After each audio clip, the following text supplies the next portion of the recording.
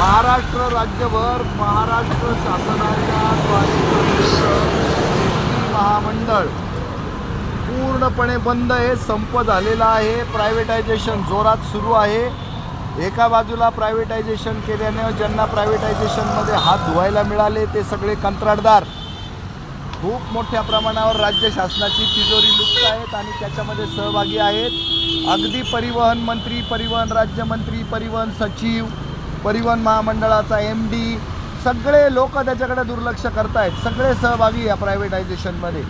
कारण या सगळ्या लोकांना पूर्ण अधिकार दिलेले होते कायद्याने, संविधानाने की तुम्ही ST महामंडळ चांगल्या पद्धतीनं चालवू शकता, पण कोणी चालवू शकलं नाही.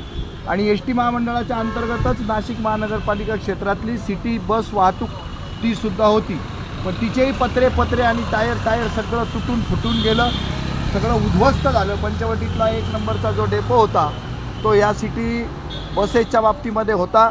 आणि अनेक शहाजूक मला शिकवत असतात, शहाणपणा शिकवत असतात.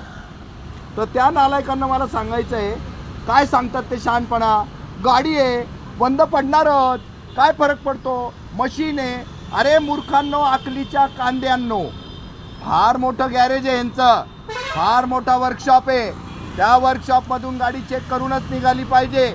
मिळावी गाड्या रस्त्यात बंद पडू नये, बसतात प्रवास करायला मिळावा, तत्पर लोक मिळावे. पण तसं झालंय का? नाही. हे सीट जे आहे याच्यावर गाडी ज्यावेळेला उधळते आपटते ना, त्यावेळेला पॅसेंजर उठतात जागेवर. जे लोक मला शहाणपणा शिकवतात ना, तर त्यांनी त्यांचं कृपया तोंड बंद करा. तुम्हाला अक्कल नाही या विषयातली काही, त्यामुळे तुम्हाला लाजा नाही. तुम्ही या सगळ्या गोष्टी मला सांगता, शिकवता, सांगायची शिकवायची गरज नाही.